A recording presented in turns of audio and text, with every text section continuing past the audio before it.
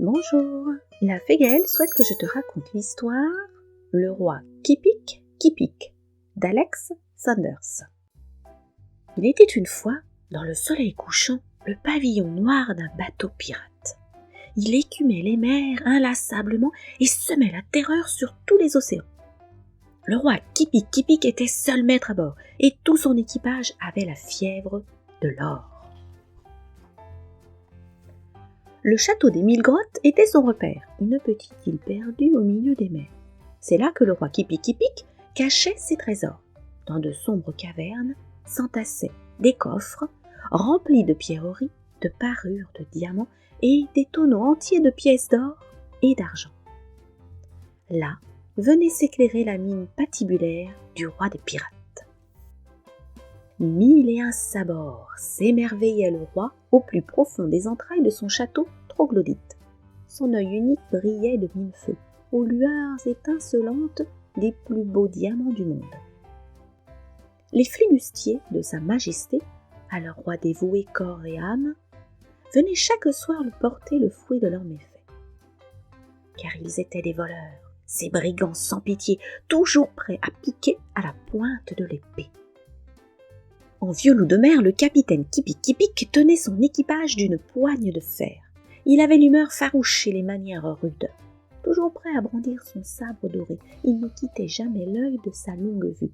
Jour et nuit, il scrutait l'horizon à l'affût d'un navire, d'un galion contre lequel déchaîner sa colère. « Par ma barbe de fer, tous aux abords !» hurla un jour le terrible pirate à son équipage assoupi, qui cuvait encore son rhum à midi. Car il avait, au bout de sa lunette, la goélette impériale de son Altesse, la reine Gili Gili. Un butin royal, ça tombe à pic, jubilait le roi Kipik Kipik. Un frisson d'impatience parcourait sa jambe de bois. Et toute voile au vent, les pirates foncèrent sur la pauvre goélette. « À l'abordage !» cria tout à coup le roi. D'un bond, il fut sur le pont au grand effroi de la reine Gili Gili et de ses prestigieux invités. « Donnez-moi vos couronnes !» ordonna l'impitoyable majesté en brandissant son sabre doré.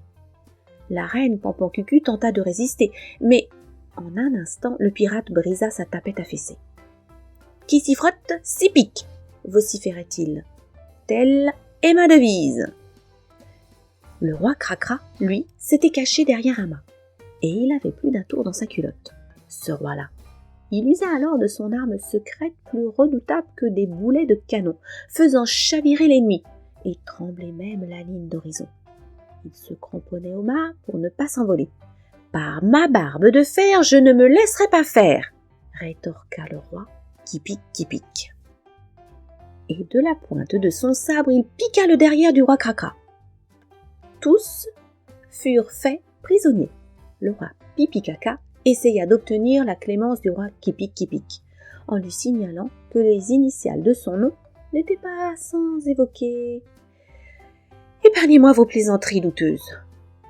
répondit le pirate fort en colère, « ou je vous donne en pâture au requin. » Alors, il s'empara de la couronne du roi Pipikaka et le jeta au fer comme les autres. « Ne pourrions-nous pas avoir un petit quelque chose à dîner ?» demanda le roi Miam Miam. « Un sanglier, un homard ou même un bigorneau ? Vous n'avez qu'à ronger des os, » lui répondit l'impitoyable majesté. C'est alors que le petit rat qui habitait la couronne du roi Cracra pointa secrètement le bout de son museau. Il s'appelait Grisou et il était bien malin. Il se glissa jusqu'à la sombre caverne où les brigands s'abreuvaient copieusement pour fêter leur belle prise. Il attendit qu'ils soient tous bien saouls et commence à chanter leur chanson de pirate. Tout doucement, il s'empara des clés du cachot et de celles du coffre où se trouvaient les couronnes. « Parez à bâbord, parez à tribord, vite, vite, les rois et les reines s'échappèrent du château des 1000 grottes. » Clair de la lune, le roi Pipikaka hissait les voiles. Oh hiss, pendant que la reine Pampancucu levait l'ancre. Et cette nuit-là, ce fut le roi Kipik Kipik qui se fit pirater son navire. Le surlendemain, Les pirates s'éveillèrent avec une fameuse gueule de bois. « Debout, chien de l'enfer !» grogna le roi qui pique. « Bâtissez-moi un radeau, bande de feignants !»« Ils m'ont pris mon bateau, ces brigands !»« Mais par ma barbe de fer, je ne boirai plus un tonneau tant que je n'aurai pas retrouvé mon beau navire. » Mon histoire est terminée. Merci la Fégale pour ce beau choix. Et à très vite pour de nouvelles histoires avec la Fégale. Namasté.